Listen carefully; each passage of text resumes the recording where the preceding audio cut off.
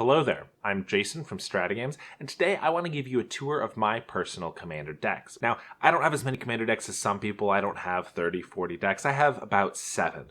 That's because for a long time I didn't have anyone to play commander with, and I took apart most of my decks, but in the last several months I've been able to start putting some back together and creating quite a few new ones. And I've done my best to make them as interesting as possible, whether I'm using a commander or a theme that's just not as popular, or whether I'm using cards that just don't see a lot of play. I'm going to give a brief overview of each deck, but the full deck lists are in the description, so make sure to check those out in case you're interested in seeing more. Alright, let's take a look at those decks.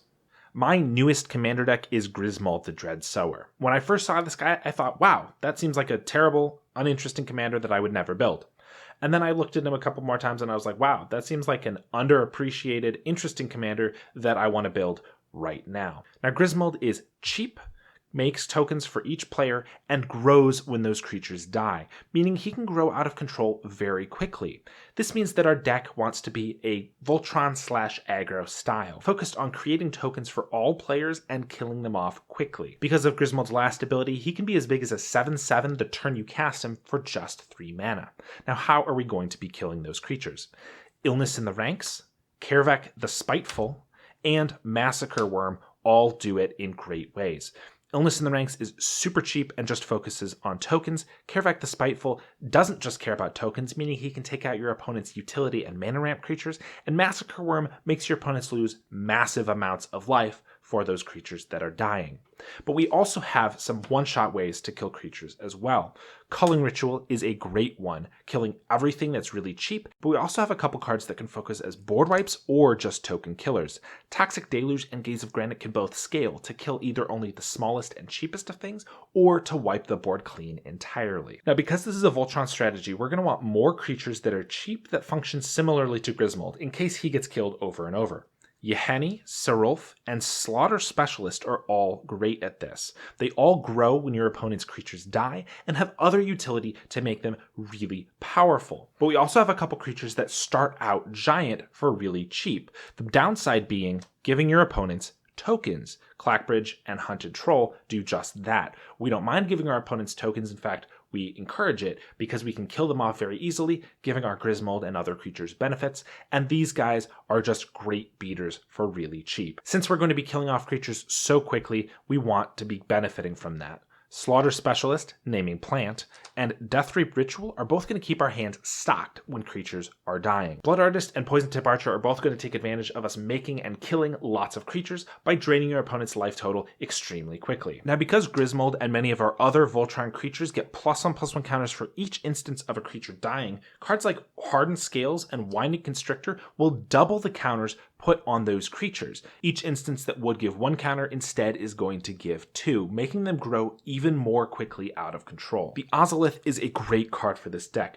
because if one of your Voltron creatures dies, it will take all of those counters and save them for when you get another Voltron creature out. The best part about the Ozolith is it can also turn inconsequential creatures like your plant tokens into massive beaters, if you're able to put 10 or more +1/+1 counters on that plant, with no fear of losing those counters, as they'll go right back to the Ozolith when the plant is killed. And Belt of Giant Strength is a great new card for this deck, giving equipped creature base power and toughness 10/10 with an equip cost of 10, but it costs X less, where X is the power of the creature it targets. So if Grismold has 7 +1/+1 counters on it, making it have 10 power, Belt of Giant Strength will cost 0 to equip. However, it will still give Grismold base power and toughness 10/10 instead of 3/3, meaning he'll still have 7 +1/+1 counters on him, so Belt of Giant Strength can equip for 0 and give +7/+7 to Grismold. And the same thing can work for a lot of our other powerful Voltron creatures that get +1/+1 counters, making Belt of Giant Strength an insane card for this deck. This deck works very quickly. While it's still relatively new and I need to iron out a lot of the kinks in it, this deck is already proven to be very powerful and a very fun deck. My only real political deck is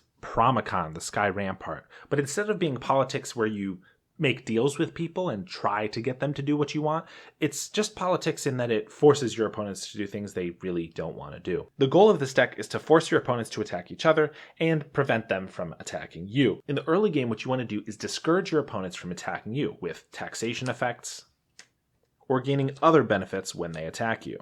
Then you want to encourage them to attack your opponents by giving them free creatures, cursing your opponents, or giving them the option to goad their own creatures. Then, as the game progresses, you want to stop discouraging and encouraging attacking and not attacking, but you want to fully enforce it. Blazing Archon and Disrupt Decorum are going to prevent you from being attacked for at least a turn, if not longer. And then, utilizing your commander, you want to make sure your opponents have to attack the players to their left or right, with cards like Pursued Whale, Rage Nimbus, Warmonger Hellkite, Fumiko, and Avatar of Slaughter. Give your opponents no choice but to slay the people they once called their friends. And then when your opponents have been forced to flunge at each other, take advantage of the fact that those creatures will all be tapped by destroying them with a Sunblast Angel or drawing a ton of cards with a Tamio the Moonsage. Because this is my most controlling deck, it also happens to get my entire mono blue control package. So, don't hate me too much, but, these cards have got to go somewhere, right? Now, I like to think of myself as a player who likes to build decks with commanders who are not the most commonly used. That said, that doesn't change that some of the most popular commanders are just freaking awesome.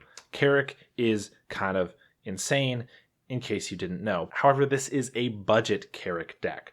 $100 budget, roughly, when it was played in a league that I was in a couple months ago, and I actually ended up winning with this deck. So the most important thing about Carrick is that he is a kill on sight commander, even in a budget deck. And also, he is a 4-drop, not a 7-drop, so he's going to be out early, but then people are going to try to kill him early. Because of that, we need cards that are going to help keep him alive. Malakir Rebirth is a great one, because you can pay 2 life rather than its cost to have an instant speed, 0 mana cost spell that can keep Carrick alive. Now, Dread Return and Nightmare Shepherd are both a little more expensive, but are both great cards to keep Carrick alive, and definitely good ones for this deck. The next important thing to note for this deck is that Carrick utilizes a lot of life. He himself is going to cost you probably 6 each time you cast him, but also you're going to spend life every time you cast another black spell, meaning we need ways to keep our life up. One of the best ways is Extort. Because of the way Carrick works, you can pay 2 life to pay the Extort cost, but if you have 3 or more opponents, you're going to be netting life off of that, meaning you pay nothing for Extort and are still gaining life off of it. Because of that, Pontiff of Blight is pretty much a must in any Carrick deck, and Cryptghast is also a great one because it also doubles your mana. But because this is a budget deck, I also have in a few other Extorters because Extort is a really powerful ability, and these are cheap cards that work well in the deck. Other ways to gain life, though, Demon's Horn, don't underestimate this. You're going to be casting a lot of spells since you get a discount on them, and this can help offset a lot of that cost. Not to mention the fact if you have any opponents who are playing black, you can also gain life off of that. Bantu's Monument, very similar. You're going to be gaining life and draining your opponents for life whenever you cast a creature spell, which you're going to be casting quite a few. And of course, Gary is an insane card in general, but for this deck especially because 1, he can cost as little as 3 mana, but also you're going to be getting so many black pips on the field because Carrick is designed to focus on those black pips. But possibly the best way to gain life in this deck is the fact that Carrick himself has lifelink. That means we want to buff his power. Demonic Embrace buffs power and gives him evasion, and is a spell that we can cast over and over when we want to. And Blackblade Reforged is a great card as well, equipping for very cheap and giving him a huge power buff to give you lots of life. Now, because Carrick is going to be giving us such a heavy discount on our spells, we want really expensive, heavy black pip cards that are going to be very powerful for the game.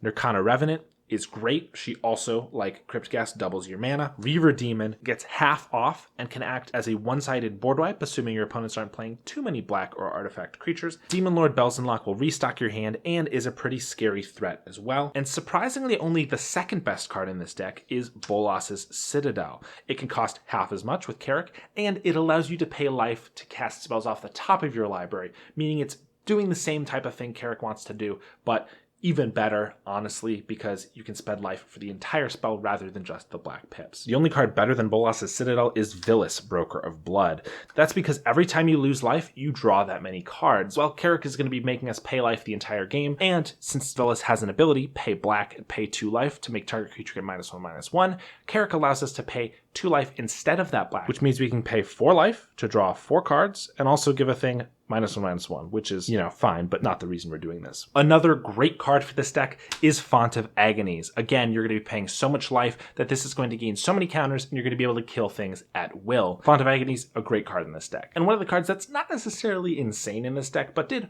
very good work for me in the budget league is Profane Transfusion. You can switch to target players' life totals. Now this also has 3 black pips in it, meaning you can make your life total drop by another 6 when casting it, if you have Carrick out, and then you switch your really low life, which you've made low intentionally, with somebody who's either a life gain deck or just hasn't been hit too much in the game. Even in a budget league, Carrick felt extremely powerful. It doesn't matter what spells you're casting when you're casting them at such a discount. This deck goes to show that just because you're building on a budget doesn't mean you can't play with powerful cards. Now, another commander whom I really enjoy, along with a lot of other people, is Alesha, who smiles at death. Now, I can't say this is the most unique deck that I've constructed because the principles are there. Alesha wants to do things with low power creatures, and she wants them to be in her graveyard. But that doesn't mean I don't have a lot of interesting cards that should be played in this deck a little bit more often. Now, the basic premise of the deck is you first need to get creatures into your graveyard. Cathartic Reunion, Faithless Looting, and Key to the City are all great ways to do that, drawing you cards and putting the cards you want into your graveyard. Key to the City is probably one of the best cards in this deck because not only is it continual discard and draw, but it can also make a creature unblockable, allowing your Alesha to get in for damage without any fear of dying. Now, of course, we want creatures with power 2 or less that have powerful abilities. Removal, like Duplicant or Ravenous Chupacabra. Ramp, like Core Cartographer or Knight of the White Orchid. Karmic Guide reanimates. Mindclaw Shaman steals your opponent's best instant or sorcery from their hand. And Judith the Scourge Diva pumps your entire team and makes it so that when they die, you ping something. And that's very important because the next part of this deck is Sacrifice. You want your creatures to stay in your graveyard. Even when you pull them out, you want to put them right back in because of their powerful ETBs. Cards like Goblin Bombardment, Viscera Seer, and my personal favorite, Fanatical Devotion, are great ways to keep your creatures going in and out of your graveyards while giving great utility. And I can't say this is my own idea, but Reconnaissance is extremely powerful in this deck because it allows Alesha and the creature she reanimates to attack without any fear of dying, and the way Reconnaissance works, even after damage has been dealt, you can use it to untap all your creatures, essentially giving them all vigilance. Now that the main strategy of the deck is out of the way, I want to move on to cards that I think people should be playing in this type of deck a little bit more often, and that I have in my version. Stitcher Supplier and Mire Triton, these are both creatures that have enough power to be reanimated with Alesha, and fill your graveyard, which makes it so that you'll have more targets for her to hit. I was surprised that EDH Rec does not have these cards listed very highly in Alesha's deck. Callous Bloodmage is a relatively new creature, but I think is a auto-include in all Alesha decks. The amount of utility you get here is insane. Exile target player's graveyard, create a 1/1 pest with gain a life when it dies, and you draw a card and lose a life. Honestly, the main way I have been using Callous Bloodmage is exiling graveyards. Who doesn't want a Bajuka Bog that you can use every time Alesha attacks? But if your opponents already have their graveyards exiled or are not playing graveyard-based decks, he can just draw you a card. I am seeing this one in people's decks, but just not quite as much as I would like.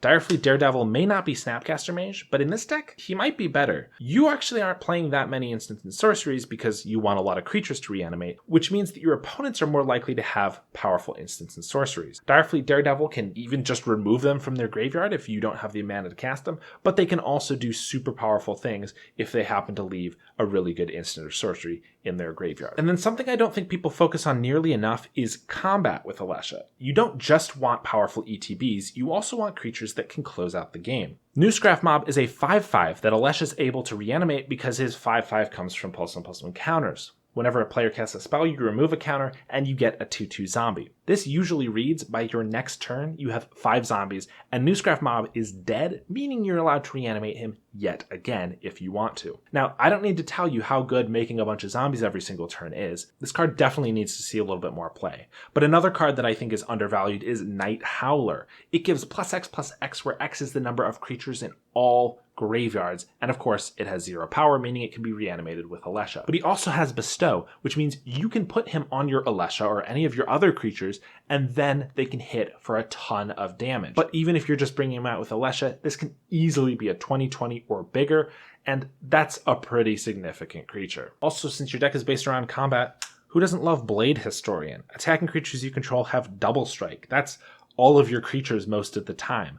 This also is a great one to pull out and help your Alesha survive. She already has first strike, but double strike is twice as powerful. People love Master of Cruelties with Alesha, for good reason, and I actually need to get one for this deck, but Raving Dead is surprisingly overlooked. It's not Master of Cruelties level, but it's pretty dang close. It also has a restriction for attacking, and it deals tons of damage when it connects. And then another card I think is criminally underplayed in EDH in general, but especially in Alesha, is Thought Gorger. This is a wheel on a stick that is reanimatable. Able to be reanimated. And since you're a graveyard deck anyway, discarding your hand is not that big of a deal. In fact, it can be a benefit. I've definitely played Thought Gorger out when I have 7 good cards in hand because I'd rather they be in my graveyard for Alesha to pull them out for much cheaper. And there's got to be a really good reason to put a creature in this deck that has greater than 2 power, but I think Luminous Broodmoth is one of the few cards that you want to do that with. Because you already want to be sacrificing your creatures, Luminous Broodmoth just lets you do that twice. Very few of the creatures in this deck already have flying, so she's just going to reanimate them the first time that they die. And then of course, when they die with flying, you just use Alesha to reanimate them. This is going to give you double triggers for all of your ETB creatures, but also just act as insurance for Alesha and some of your other really good creatures. And seeing as most of your creatures are going to be really powerful ETB creatures, Wake the Dead is insane. You can only cast this defensively, but casting it for, say, 4 or 5 on an opponent's turn, even if they're not attacking you, will just give you insane value, triggering all of your ETBs, and if you have something like Luminous Broodmoth, you'll actually get to keep all of those other creatures as well. So, definitely think about putting these 2 in your deck. Last thing I want to talk about, because this is a Mardu deck, that means it doesn't have blue or green, usually referred to as the best colors for card draw. I wanted to talk about the card draw that I have in this deck, because Mardu gets a bad rap. And at this point, we have a lot of good cards for drawing cards. I'm going to point out these 7 specifically. Now, these aren't all underrated. Jeska's Will, Esper Sentinel, Skull Clamp, these are seen in a lot of decks, but these are all great in this deck. And Mentor of the Meek, well, just replace that with a Welcoming Vampire when you get one. I certainly am going to. Now, I do have an artifact-themed deck, as a lot of people, but I wanted to make it different like I do with most of my decks. So, I have a Silas Renn and Rebbec partner commander deck. Now, I think with partners, generally you have one main commander that you focus on, with the other one being kind of a supplemental. In my case, Silas Renn is my main commander. I want to be dealing damage with him so that I can cast my artifacts from my graveyard for extra value. Now, Rebbec is a great complement to Silas Renn because she gives protection from all of the converted mana costs of artifacts that I have. For my artifacts, Silas Renn being one of those. Not only does that help him survive, but it also helps him deal damage because my opponents can't block with any creatures that share a converted mana cost with any of my artifacts. But in addition to Rebecc's protection, I also have a few other ways to get Silas Renn in for damage. Access Tunnel, Whirler Rogue, and Whisper Silk Cloak. These are all great cards that help Silas Renn get in for damage. Once he's dealt damage in the early game, what you want to do is have cheap utility artifacts that you can sacrifice to get value. Things like Spell Bombs, Capsules, and Wellsprings are great for this. The Wellsprings need a little extra help getting put in the graveyard, but we have plenty of ways to make that happen. And then as the game progresses, you want to turn from using cheap artifacts over and over to using big, powerful ones. Things like Cataclysmic Gearhulk, Filigree Angel, Sharum the Hegemon, Meteor Golem, and Thought Monitor. And then some of the ways we're going to win the game are Psymaster Thopterist, making tons of Thopters when we cast so many artifacts. Marionette Master, of course, is going to drain our opponents for so much life when we start sacrificing all of our artifacts, and one of the ways we do that is Time Sieve. Now, I know what you're thinking. Time Sieve, kind of a combo piece, not the most fun necessarily. I kind of agree with you, but this deck is not built on combos. This is a powerful card that I can definitely use to take a couple extra turns because Silas Renn can allow me to cast it over and over again, and I can just have enough artifacts to be able to not have to sacrifice it to itself. However, when I first built the deck, I tried to make it as optimal as possible, and that included lots of these guys. Now, these are all powerful creatures that allow you to search your library and get specific artifacts. This was incidental. I'm not a big fan of tutors in general, and I just kind of threw these cards in and didn't realize quite what I was doing. Well, since then, I've taken all of these out, and I've only kept the more interesting tutors, in my opinion. Oswald Fiddlebender, a birthing pod style tutor. Arkham Dagson, expensive, and also can only get non-creatures, which can be a big deal. And then Inventor's Fair is just a really good one, I'll admit. But this deck is not built on combos, it's not built on tutors, it just has a couple in there. Overall, despite some of the spice that is in this deck, This is probably my least powerful deck. I played this deck against a few other decks, one of which was the Prosper Precon with no upgrades, and that Prosper deck gave this deck a run for its money. So this deck definitely can be better, but it's super fun, different, and I just like the way Silas, Renn, and Rebbec complement each other. I do also have a 5-color deck, Ramos Dragon Engine. For a long time, this was a Golos deck. You probably know what happened there. This is actually a deck I've done a full deck tech of on the channel, so if you want to check that out, go ahead and click the button in the upper right, but if you want the summary version, here it is. This deck is all about casting as many spells as possible and taking advantage of those spells. Kind of like a Storm deck, but without any of the Storm. Of course, in a deck like this, Cascade cards are awesome, but this is not a Cascade deck. This is the extent of the Cascade. They just work really well. Other spells that allow us to cast more spells are cards like Mind's Dilation, giving us an extra card every time our opponents cast one. Rishkar's Expertise gives us lots of card draw and just lets us cast one extra spell. Fevered Suspicion allows us to essentially kind of cascade off of each of our opponent's deck, and it has Rebound, meaning for 8 mana we're going to be able to cast a total of 8 spells. And Sunbird's Invocation is also a great card for this deck, allowing each spell we cast to cast a second spell. We also have some cards that allow us to cast extra spells based off of combat. In addition to Yidris, which you already saw, we have Etali, Maelstrom Archangel, and Yannette, Cryptic Sovereign. But what are the benefits of casting all of these spells? Well, Jurian, Ruin Diver, Vega the Watcher, Joyra, Weatherlight Captain, Whirlwind of Thought, and Zendikar Resurgent can all draw us cards for casting spells. Eryximethus becomes a huge beater really quickly. General Ferris Recurik can make us an army when we cast lots of multicolored spells. And Aetherflux Reservoir, you already know. And when we're casting a lot of spells for free, cards like Zakama are really good. Great with Zakama, but also great with some of our Cascade cards and other things is Release to the Wind. This is an underrated card in general. I think should be played a little bit more, but especially in this deck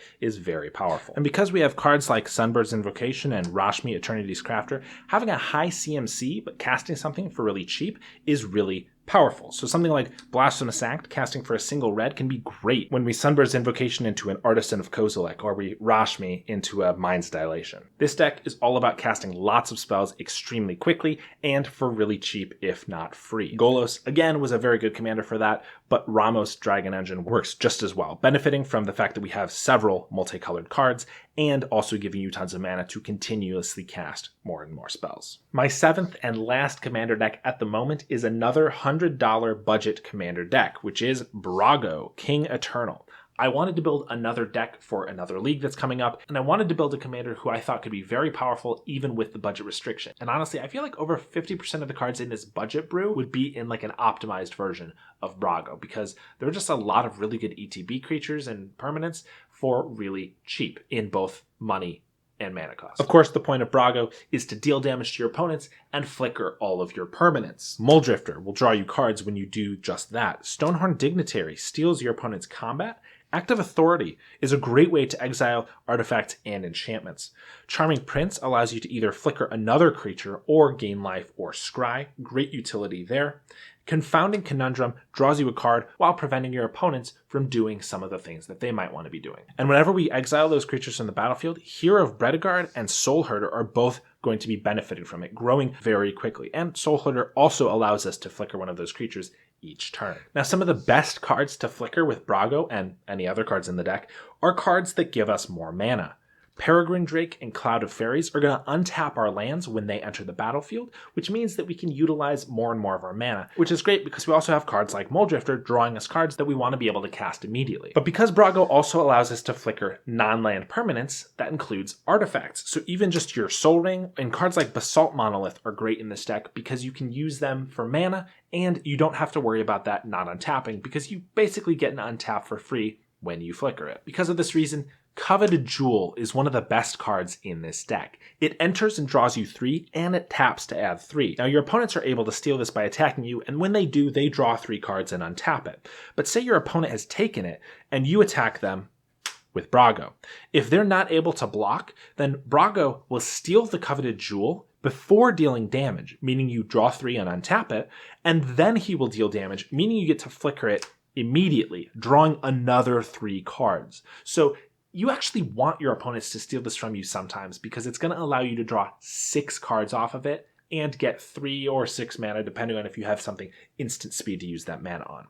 Coveted Jewel is insane in this deck. And then you also want some top-end permanents that have great ETBs. Spinavish Saw and Meteor Golem work very similarly, destroying permanents of your opponents, and then flickering to do the same thing. Angel of Serenity is an insane card in this deck because it allows you to exile 3 creatures from the battlefield and or graveyards, and then when it leaves play, those cards go back to their owner's hands. Well, Brago flickering it counts as it leaving, and then when it enters again, it'll be able to take 3 more things. Meaning Angel of Serenity can act as a super bounce spell, being able to very easily take and bounce 3 of your opponent's creatures, or it can just be used to bring your creatures back from your graveyard at an alarming rate. And one of the most expensive cards in this deck at $7 is Agent of Treachery. Yes, this card is too good to pass up even in a budget deck. It's like Spinavish Saw and Meteor Golem, except instead of them losing their thing only, you also gain it. Because of the fact you're going to be flickering Agent of Treachery over and over, you actually do have the possibility of having that second line of text matter and drawing 3 cards. Finally, the only thing better than a bunch of powerful ETBs is twice as many powerful ETBs. The second other expensive card in this deck is Panharmonicon, doubling all ETBs from your artifacts and creatures, which is most of the permanents that have any. And then Teleportation Circle. Each turn is going to be able to give you just a little extra value from whatever permanent you want. Finally, a really fun card for this deck is Mimic Vat. This allows you to take a creature that has been killed and make tokens of it each turn. This means if your opponent has dedicated everything to destroying your Agent of Treachery, well, it just goes under that Mimic Vat, and now you can make one for 3 mana every single turn, taking whatever permanent you want. Brago is a commander that I have loved ever since the original Conspiracy, and he's definitely not disappointed. I've already gotten to play this deck a couple times, and it's super fun, super looking forward to being able to play it in the Budget League when it starts. Thank you so much for watching. And if you enjoyed this video, make sure to check out some of our other Commander content. May I suggest 10 tips to help you build better Commander decks?